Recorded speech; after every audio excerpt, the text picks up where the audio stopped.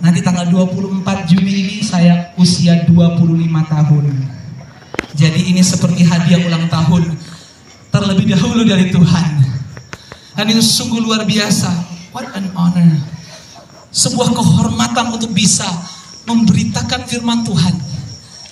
Dan untuk bisa hadir di tempat ini bersama dengan semua orang-orang, anak-anak Tuhan yang begitu dikasih oleh Tuhan. Saya bersyukur bahwa Tuhan bisa pakai siapapun. Saya bersyukur bahwa Tuhan gak lihat keterbatasan kita dan bahwa Tuhan mau dan sanggup memakai dan memperlengkapi siapapun untuk pekerjaannya dan tujuannya dalam kehidupan setiap orang.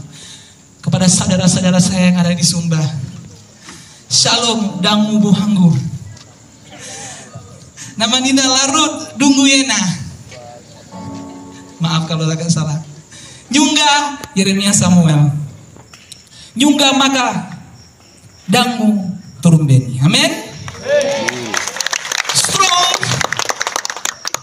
and courageous. Kuat dan berani. Itu tema yang diberikan kepada kita pada tahun ini, bukan cuma malam ini, tahun ini. Dan waktu saya mempersiapkan diri saya untuk mempelajari, untuk mempersiapkan apa Tuhan, apa yang akan disampaikan kepada semua jiwa-jiwa yang akan mendengarkan pada malam hari ini, saya berserah kepada Tuhan pada beberapa momen. Saya pusing juga beberapa momen, stres beberapa momen. Sepertinya banyak disampaikan tapi kok nggak ada yang pas. Tapi ada momen di mana Tuhan memberikan damai sejahtera dalam kehidupan saya lewat salah satu WPDA saya, waktu pribadi dengan Allah. Dan itu pada dasarnya membaca Alkitab setiap hari dan menjurnalkannya, menuliskannya apa pesan Tuhan, apa ayatnya, dan apa penerapannya dalam kehidupan saya. Itu gunanya kita WPDA, teman-teman. Dan waktu saya melihat, membaca ayat tema yang diberikan, Ulangan 31 ayat 6, ini perkataan Musa kepada Yosua. WPDA saya waktu ada di Keluaran pasal yang ketiga, waktu pertama kali Tuhan memanggil seorang Musa. Dia yang pertama harus memegang tongkat tersebut, yang harus mengeluarkan orang-orang Israel dari Mesir, menerima tugas mandat dari Tuhan.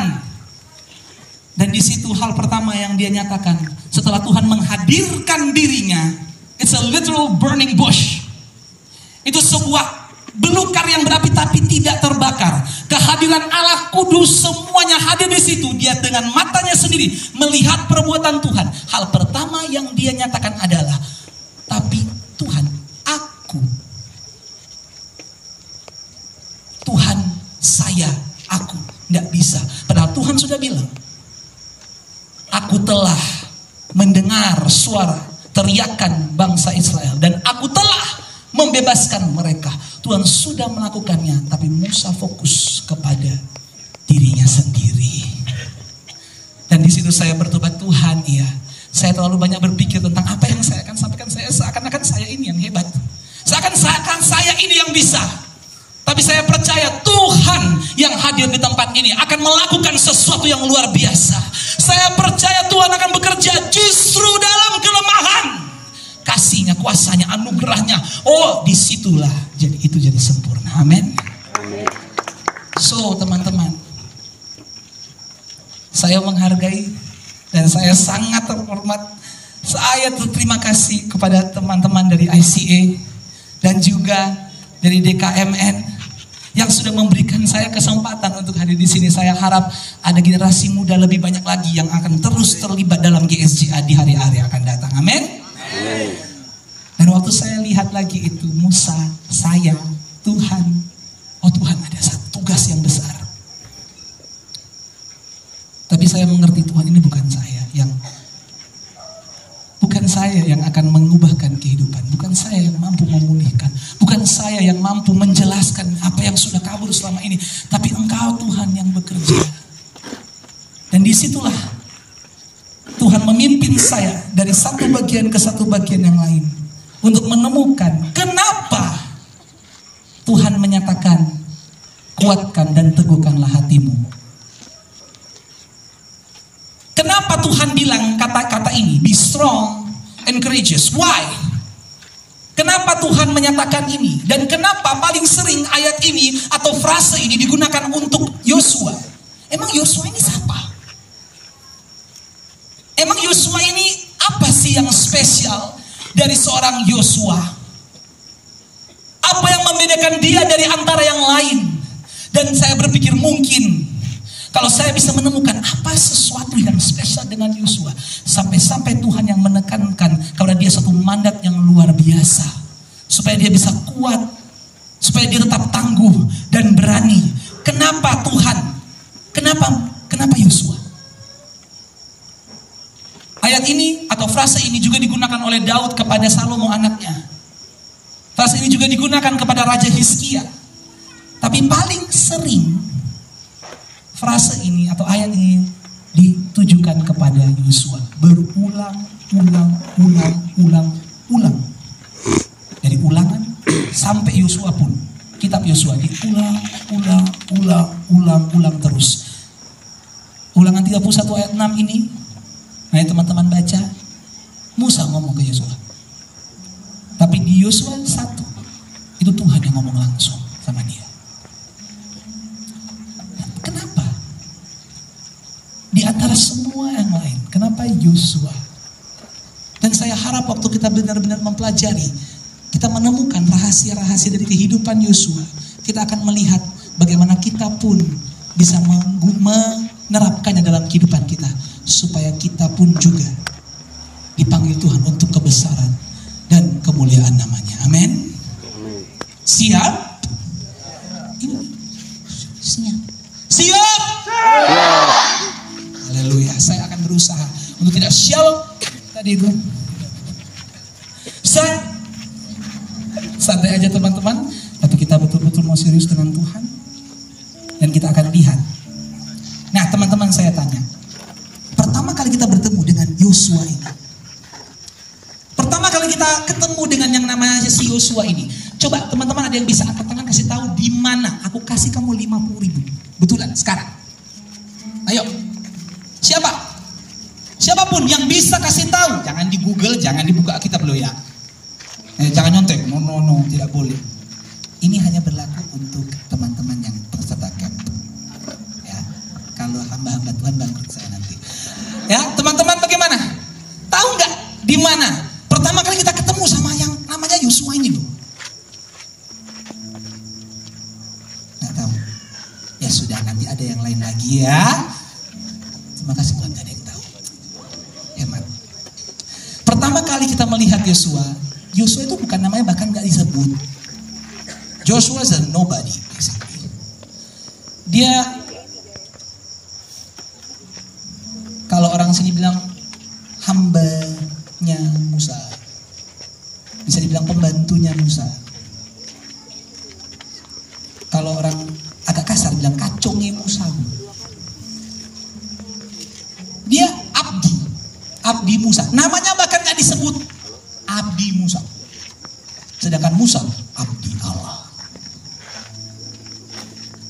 Dan memang kita mendengar pertama kali dia itu, kalau kita ketemu dia memang memimpin satu peperangan. Tapi ya dia minor aja.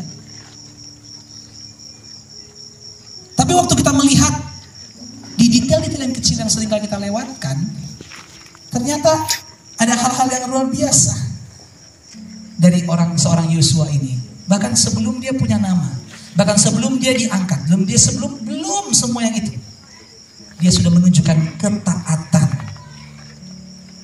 Musa bilang berangkat, Yosua berangkat. Musa bilang beginilah kamu harus lakukan, dan ayatnya berkata dilakukan Yosua persis seperti yang dikatakan oleh Musa. Nomor satu teman-teman, catat di dalam pikiran teman-teman ya, ditulis.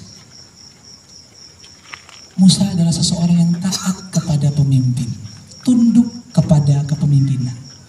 Musa adalah orang yang submit. Dia bersedia, tidak banyak tanya, tidak melawan, dia ikut dengan apa yang dinyatakan oleh pemimpinnya.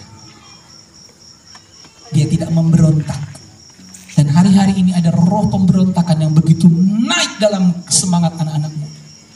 Setiap hari semakin kita lihat Instagram, TikTok dan teman-temannya, kita semakin melihat orang lain hidupnya luar biasa dan apa segala macam.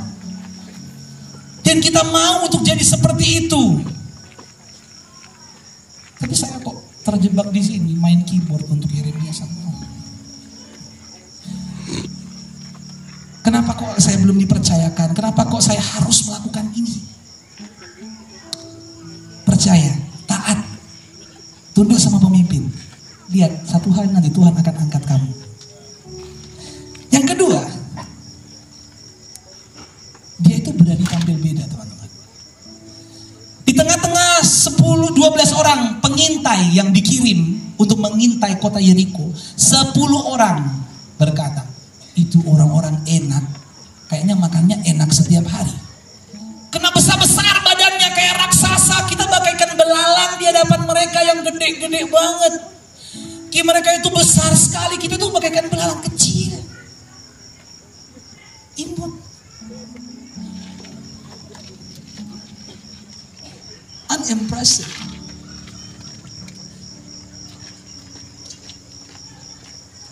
Bagaimana mungkin kita bisa melawan tantangan yang besar ini? Mungkin teman-teman gak berperang sekarang, tapi teman-teman bisa melihat masalah, pergumulan, kesulitan, tantangan seperti besar sekali di hadapanmu. Dan kamu berpikir, saya yang kecil, yang imut, mini, menggemaskan ini, bagaimana saya mau lawan yang besar-besar itu? Sayang dari kampung, bagaimana saya mau menjadi solusi untuk kekurangan air di kampung saya? Saya sendiri yang makan aja susah, bagaimana saya mau jadi solusi untuk maraknya begitu banyaknya orang-orang yang putus sekolah? Saya yang sendiri mungkin nilainya gak bagus, bagaimana saya bisa jadi solusi untuk begitu banyaknya orang-orang tua yang gak bisa, begitu jauh rumah sakit, bagaimana mau dapat pengobatan? Sepertinya tantangannya besar-besar. Tapi Yosua dan Kaleb, mereka berkata, Tuhan di pihak kita kok. Aku punya Tuhan kok, gak usah takut. Apakah sudah menang? Belum. Apakah mereka sudah besar sebesar mereka? Belum. Tapi mereka punya iman dan mereka berani tampil beda. Di tengah-tengah semua orang yang pesimis, mereka dapat beriman dan berkata, ya Tuhan, kalau Engkau berjanji, aku percaya Engkau pasti menepati. Dan aku tidak akan gagal karena aku tidak pernah sendiri. I am not alone. Dan di situ dia berdiri di antara bangsa-bangsa yang lain itu dan menyatakan ini, walaupun tidak ada yang dengar. Semua yang lain, terlalu optimis. Jangan terus mimpi. Bagaikan katak merindukan bulan, terlalu tinggi impianmu. Pernah gak digituin teman-teman? Aku mau jadi dokter. Bagaimana mau jadi dokter? Besok makan aja, dia tahu bagaimana caranya. Oh, aku mau jadi hamba Tuhan. Bagaimana mau jadi hamba Tuhan? Kita di kampung di ujung, di mana? Kau aja masih berdosa. Bagaimana? Aku mau jadi pengusaha. Bagaimana mau jadi pengusaha sedangkan kau uang saja tidak ada? Tapi berani enggak teman-teman tampil beda di tengah-tengah semua orang yang pesimis? Teman-teman berkata, aku bisa. Karena Tuhan beserta dengan aku. Karena Dia yang memutus aku pasti menyertai aku. Dia yang memanggil aku pasti berada bersama-sama dengan aku. Dan Dia yang besar, Tuhan pasti yang bayar. Amin. Kalau Tuhan yang taruh dalam kehidupanmu, jangan takut. Gak usah takut. Tapi di antara semua nilai-nilai dari Yosua yang luar biasa, saya mau fokus kepada satu. Yang paling keren menurutku. Yang bikin Yosua jadi beda dari semua yang lain. Yang menjadi dasar dari kehidupannya Yosua. Yang menjadi dasar dari bagaimana kenapa dia yang dipilih oleh Tuhan. Kenapa Yosua? Masih ada Kaleb. Masih ada yang lain. Kenapa Yosua? Why? Dan di situ dikatakan Yosua itu masih muda. Masih muda, masih muda belia. Bahkan dijelaskan lagi, waktu Musa dan bangsa Israel sampai ke Gunung Sinai, di Gunung Tuhan waktu disebutkan. Dan ada kehadiran Allah, awan yang besar, suatu badai gurun, sebuah teofani, sebuah kehadiran Allah dalam bentuk yang dapat dilihat, yang dapat di manifest presence of God. Jadi dia melihat ada kehadiran Allah di atas gunung tersebut. Dan abdi Musa yang masih muda ini, abdi Musa masih muda lagi. Musa naik ke atas, ke gunung tersebut. Musa bertemu dengan Tuhan. Bergaul dengan Tuhan. Musa gak capek-capek, gak lapar-lapar. Sampai Musa itu akhirnya lama banget turunnya. Sampai akhirnya yang di bawah itu sudah bikin pesta dan bikin berhala anak lembu emas. Saking lamanya itu Musa ada di atas itu. Terus coba saya tanya, Yosua di mana? Ada yang tahu Yosua di mana? Di mana? Di mana? Yosua di mana? Apakah Yosua bergabung dengan mereka yang meninggalkan Tuhan dan melupakan keajaiban dan mujizat Tuhan begitu cepat? Dan follow the crowd. Ikut sama yang populer, ikut aja sama yang lain. Yang lainnya semua begitu, bahkan Harun pun ngikut sama keinginan rakyat. Apakah Yosua di tengah-tengah kumpulan orang-orang tersebut? Iya atau tidak? Tidak. No. Yosua nggak bisa naik sampai puncak. Hanya Musa yang bisa. Jadi Yosua itu di mana? Di tengah.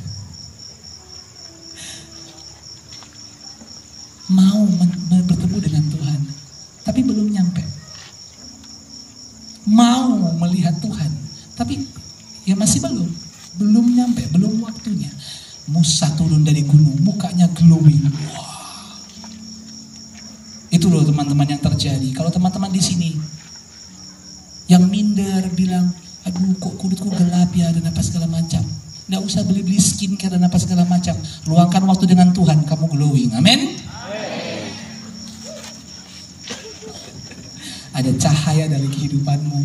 Dan waktu Musa turun, glowing besar. Terus dia lihat itu lembu Musa langsung glowingnya jadi merah. Dan dia marah. Tapi Yosua di mana? Sepanjang selama berhari-hari, berminggu-minggu dia di atas. Musa di atas itu. Yosua menunggu dengan setia. Dia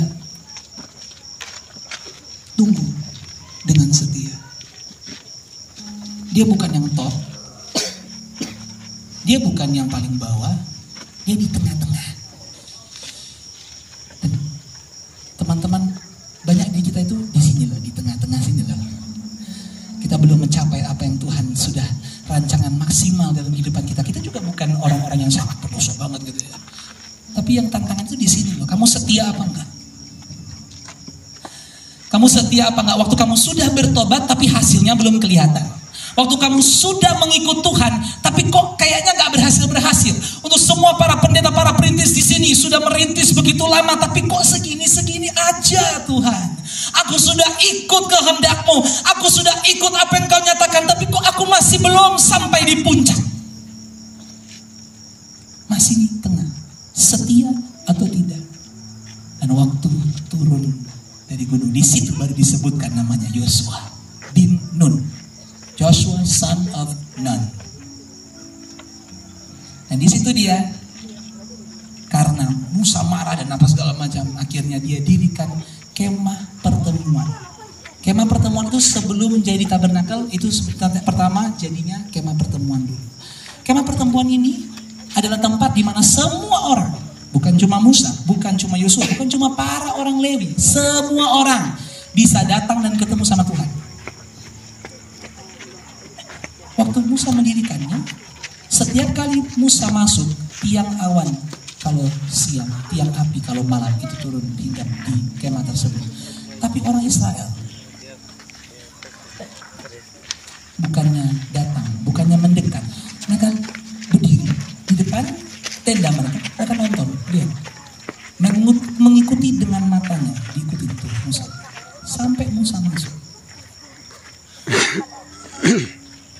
Coba sekarang saya tanya lagi, Yosua di mana?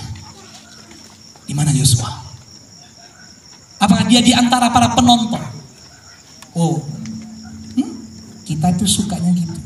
Kita suka lihat orang dalam hadirat Tuhan. Kita senang lihat, wah luar biasa KKR.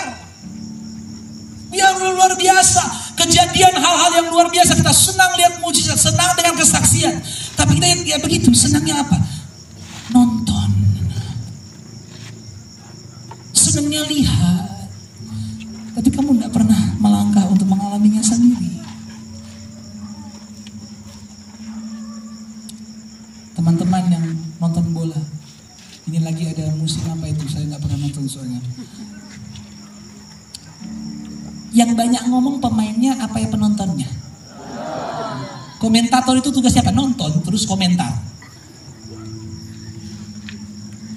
Kadang-kadang kalau terlalu banyak ngomong, terlalu banyak protes, terlalu banyak komentar, kayaknya kamu nggak berjalan, kamu cuma nonton aja. Di mana? Yuk, di mana Yosua? Ayo, di mana Yosua? Dikatakan di situ waktu Musa meninggalkan kemah tersebut. Musa meninggalkan.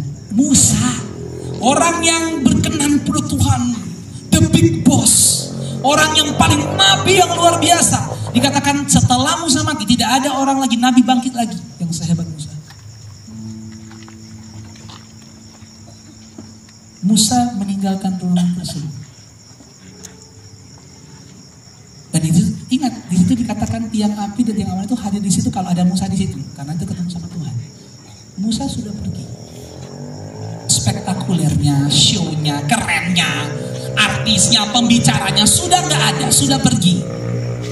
Nggak ada tim ICA, nggak ada saya di sini, nggak ada para tim DKMN atau teman-teman dari BCA, no, nggak ada. Tidak ada yang lihat, tidak ada yang perhatikan. There's no spectacular show, there's nothing. Tidak ada hal-hal yang keren dan apa segala macam.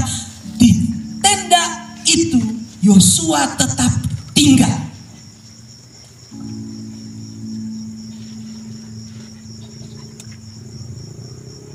Waktu nggak ada yang melihat, waktu nggak ada tepuk tangan, waktu nggak ada yang lampu-lampu dan nggak ada musik, Yosua tetap merindukan Tuhan. Yosua tetap tinggal dalam kemah pertemuan tersebut. Nilai yang paling dasar dari kehidupan Yosua adalah dia haus, dia mau, dia pengen, walaupun dia belum nyampe, dia pengen, dia mau mengalami, dia mau merasakan, walaupun dia belum melihat, dia mau. Dan yang saya nyatakan kepada teman-teman sekarang ini, bukan kamu bisa apa enggak, bukan kamu mampu atau tidak, bukan kamu sudah atau belum, tapi kamu mau atau tidak. Bahwa waktu semuanya ini selesai dan kamu kembali ke rumahmu, apakah kamu mengeluarkan waktu untuk berlutut di hadapan Tuhan dan berkata, Tuhan, aku merindukan hadirat-Mu, Tuhan, aku mau melihat kuasa-Mu. Tuhan, waktu tidak ada yang lihat, waktu tidak ada yang tepuk tangan, waktu tidak ada yang perhatikan, apakah kamu tetap tinggal dalam kemah pertemuan dengan Tuhan?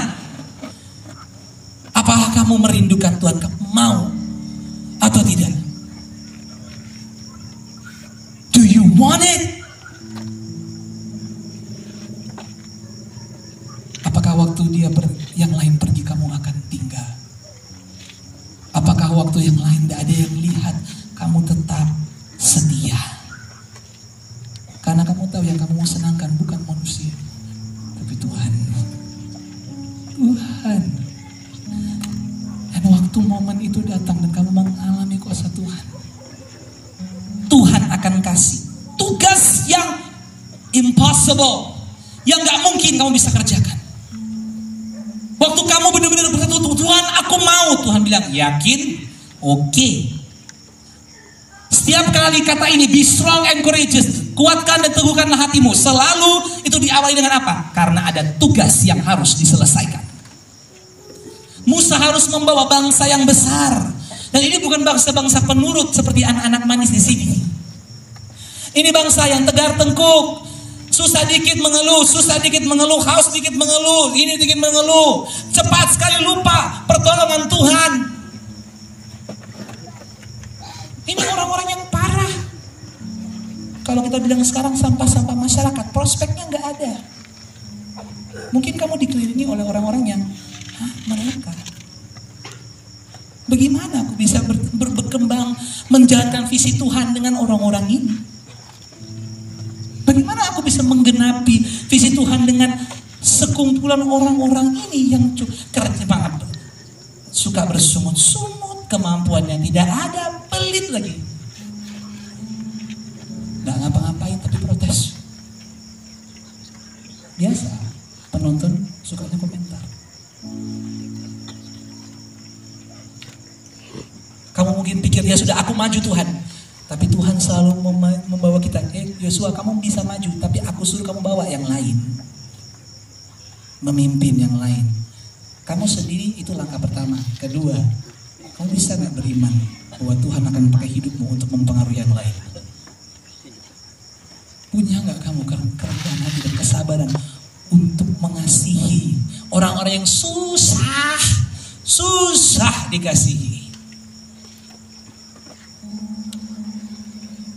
Mustahil Tuhan, gak bisa, orang-orang ini gak bisa.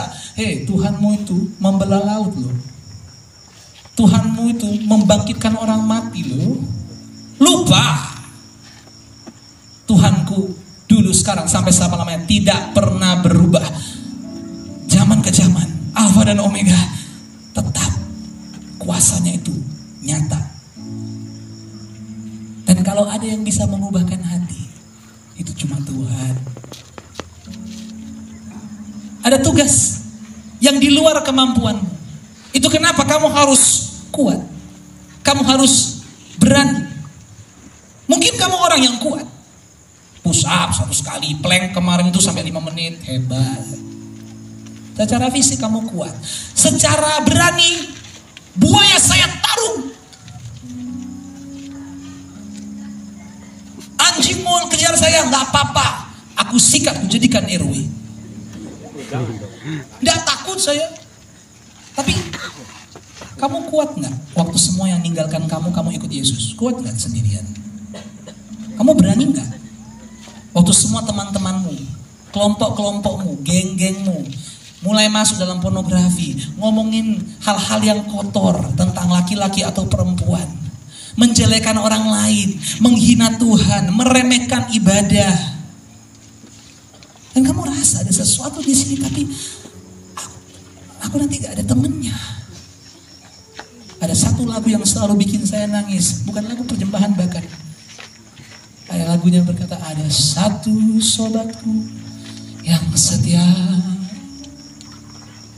tak pernah dia tinggalkan diriku. Nyatakan bersama saya. Di waktu aku susah, waktu sendirian, dia selalu menemani diriku. Kita tahu namanya siapa? Amin. Yesus. Waktu aku ditinggalkan, waktu kamu sendiri, waktu kamu memilih untuk ikut Tuhan, waktu kamu memilih untuk ya Tuhan, utus aku. Ya Tuhan, aku mau pergi, utus aku Tuhan. Dan kamu meninggalkan yang lama, kamu juga mungkin harus meninggalkan beberapa teman-teman yang lama, tempat-tempat yang lama.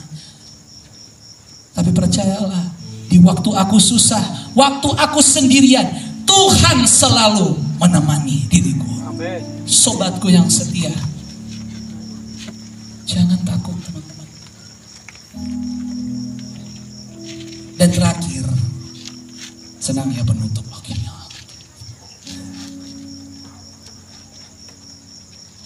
Kuat dan berani. Kuatkan dan teguhkan hatimu. Strong and courageous. Setiap kali disampaikan, Yosua berhadapan dengan apa? Begitu banyak. Ada yang bilang 2 juta, ada yang bilang 200.000. Saya nggak mau debat dengan dosen-dosen saya nanti. Tapi pokoknya banyak. Orang-orang keras kepala, orang-orang bikin pusing, di hadapan mereka ada sesuatu yang mustahil. Kuatkan dan teguhkan hatimu. Ada sesuatu yang sulit. Ada beban yang besar di hadapanmu. Hizkia, kuatkan dan teguhkan hatimu. Dikepung. Mungkin keadaanmu waktu kamu melihatnya tidak ada alasan buat kamu untuk kuat, berani. Gimana toh Tuhan mau kuat dan berani? Gak mungkin, gak bisa. Realistis dong Tuhan. Ini keadaan yang mustahil. Apa dasar untuk aku bisa kuat dan berani? Apa dasarnya? Why should I be strong and courageous? Dan setiap kali ayat ini dinyatakan, selalu diikuti dengan karena aku. Bukan Yeremia, Tuhan Allah pencipta alam semesta beserta dengan kamu. Oh, kita sering ngomong itu, Tuhan besertamu. God be with you with the nicest way possible. Kita sering meremehkan kata-kata ini. Oh, ya Tuhan beserta, Tuhan berkati.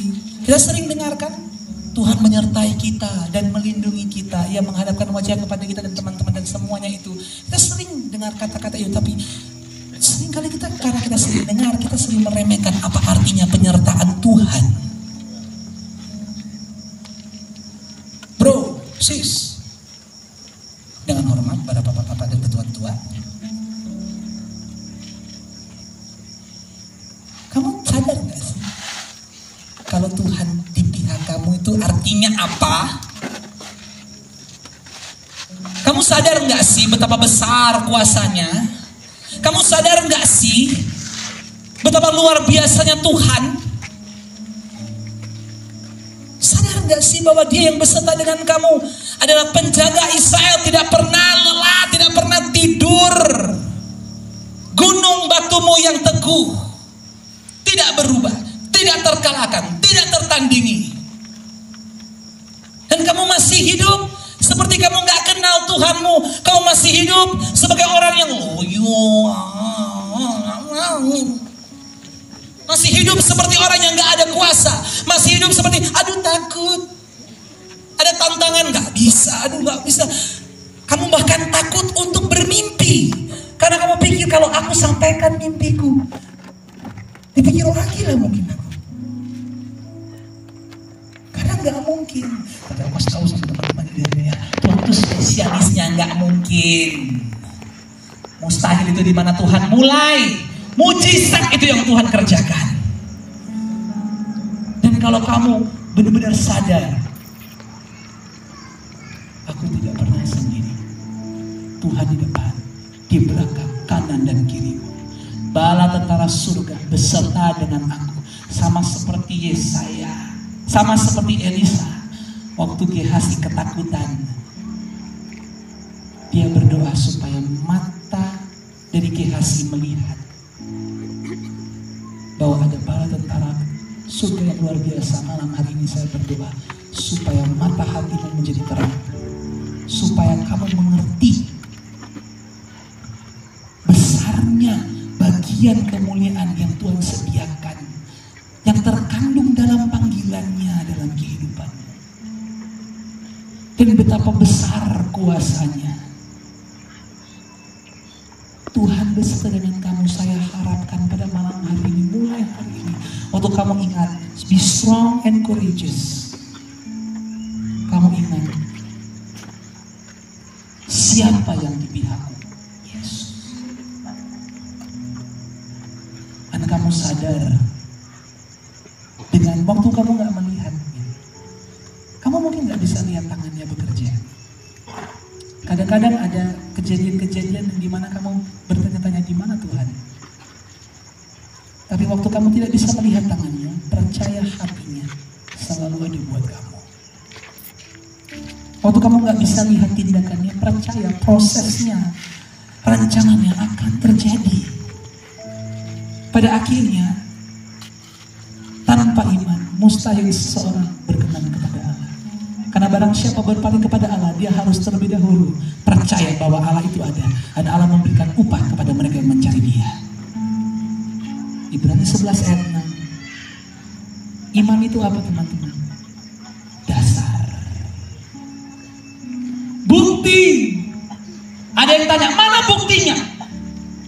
Imanku. Mana buktinya? Tuhan yang berkuasa. Buktinya, aku percaya. Aku belum melihat, tapi aku percaya karena orang benar akan berjalan oleh iman. I will walk by faith and not by sight. I see further than what I can see now. Tuhan mau bekerja dalam kehidupanmu, melakukan hal-hal yang kamu bahkan gak bisa bayangkan. Kenapa? Karena firman-Nya berkata, apa yang belum pernah kamu lihat, belum pernah kamu dengar, belum pernah bahkan timbul dalam hatimu, belum pernah kamu bayangkan, itu yang Tuhan sediakan buat kamu. Yo, kalau kamu sudah lihat berapa ratus orang yang tak kumpul di sini, kalau kamu sudah lihat orang-orang banyak begini, berolahraga berkudus, percaya Tuhan akan kerjakan hal yang lebih besar buat kamu, yang lebih besar dari yang pernah kamu lihat, lebih besar dari apa yang bisa kamu bahkan bayangkan. Para hamba Tuhan di sini percaya bahwa setiap anak-anak di sini mengandung potensi untuk menjadi lebih besar dari apa yang bahkan kau bisa bayangkan. Jadi investasikanlah hidupmu dalam kehidupan mereka. Karena saya tahu saya hasil dari investasi para guru-guru sekolah minggu. Saya hasil dari investasi hati dan curahan waktu. Saya punya kakak-kakak saya di sini. Kak Samuel Langi. Dia tahu, pendeta Samuel Langi tahu bahwa saya dulu anak yang didiagnosa sejak kecil, ADHD, disgrafia, disleksia. Saya dikatakan saya harus masuk ke SLB karena saya nggak bisa lanjut di sekolah saya. Saya nggak bisa nulis sampai sekarang. Makanya saya nggak banyak pegang catatan. Saya kesulitan baca. Udah gitu, saya aktif banget, muakal pol. Saya di terapi 3 tahun untuk cuma nulis nama sampai saya akhirnya selamat bisa masuk SMP, bisa masuk SMA. Dan di SMP SMA pun kayak anak aneh.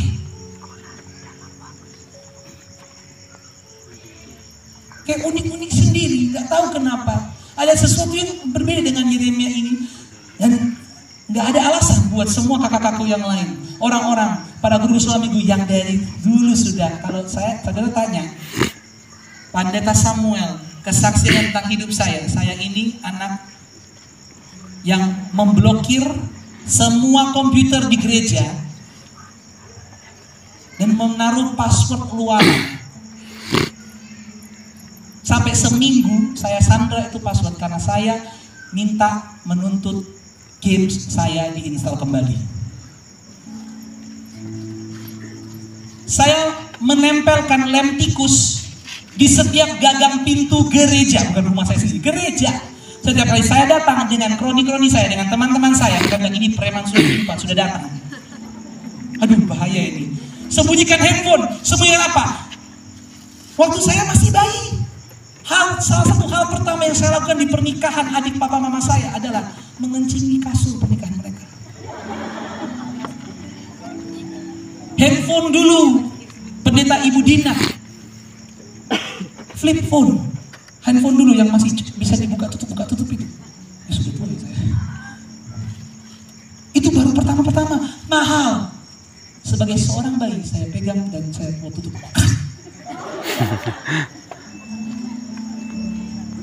Selain itu saya nakal, saya memberontak, saya parah teman-teman. Ada tamu-tamu di depan rumah. Saya fashion show di atas meja makan.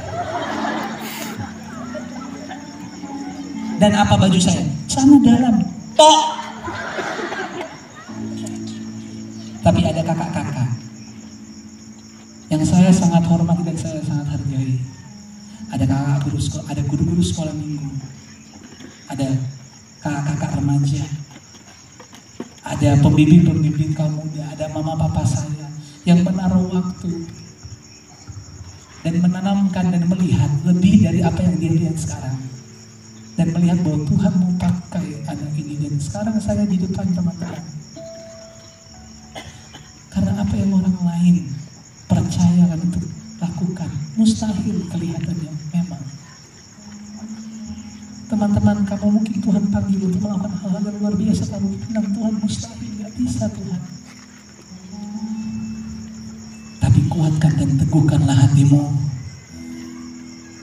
karena Tuhan Allah mau beserta dengan kamu, dan Tuhan mampu. Jadi teman-teman, pertanyaannya adalah, apakah kamu akan meresponi panggilan Tuhan? Apakah kamu akan tetap tinggal dalam hadirnya waktu tidak ada yang melihat? Kamu pulang dari retreat ini, oh setiap retreat, wow, merasakan hadirat yang luar biasa. Sampai rumah ketemu dengan cucian, ketemu dengan mama, ketemu dengan papa, ketemu dengan teman-teman yang tidak ikut Tuhan, ketemu dengan mereka yang rohnya bukan berapi-api tapi berasap-asap. Godaan dan godaan. Kita di sini gampang untuk percaya. Yes, aku percaya Tuhan. Tapi di rumah bagaimana? Waktu kamu sendirian bagaimana? Apa seperti Yosua? Waktu yang lain gak ada, kamu berlutut dan meri, aku mau Tuhan, tunjukkanlah kuasa-Mu. Dan percaya waktu Tuhan, waktu kamu berdoa, Tuhan tunjukkanlah kuasa-Mu, Tuhan akan bawa kamu di hadapan laut Farao.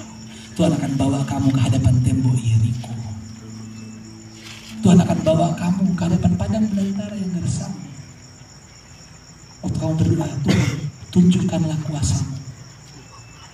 Tapi semua orang juga kalau doa, Tuhan aku mengalami kuasa-Mu, belum amin, dia sudah berdoa, tapi Tuhan jangan bawa aku dalam situasi apapun yang membutuhkan kuasa-Mu.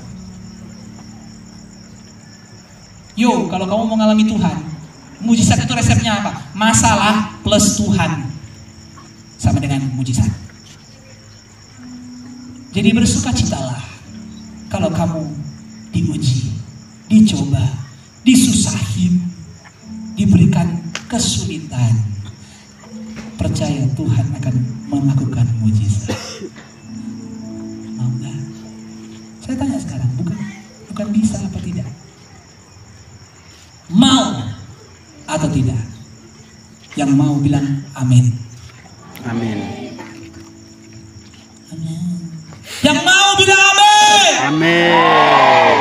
Percaya? Percaya. Tuhan bisa.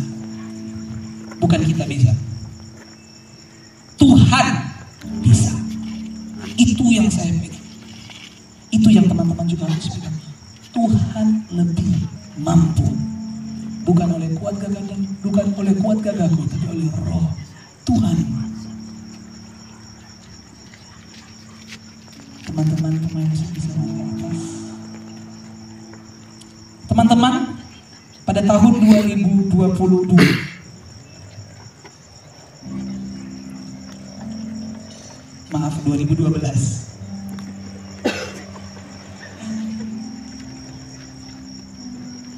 Pendeta Sunjaya Wijaya mengadakan perjalanan ke Tobelo dan bertemu dengan seorang pendeta bernama John Tasani. Dan dia mendengar tentang kisah satu suku yang tidak bisa bahasa Indonesia, belum bercocok tanam. Mereka berburu dan mengumpulkan makanan. Mereka nomaden, berpindah-pindah. Dan mereka tidak menikah, tidak ada struktur keluarga, tidak berternak, pokoknya benar-benar di hutan. Dan waktu Pastor Sunjaya mendengar, Pendeta Sunjaya mendengar hal ini, Tuhan menanamkan dalam dirinya bahwa dia harus menjangkau orang-orang ini. Dan Pastor Sunjaya berangkat dari Tobelo, naik kapal 2 jam ke Hilitator. Hilitator naik mobil 5 jam, melewati gunung, turun gunung, sampai ke Sobaim. Sobaim naik lagi 3 jam sampai ke Buli. Dari Buli naik lagi 2 jam ke Wasilei. Dari Wasilei naik lagi 1 jam sampai ke Sosolan. Dan dari Sosolan harus jalan kaki 1 hari. Berangkat siang sampai malam.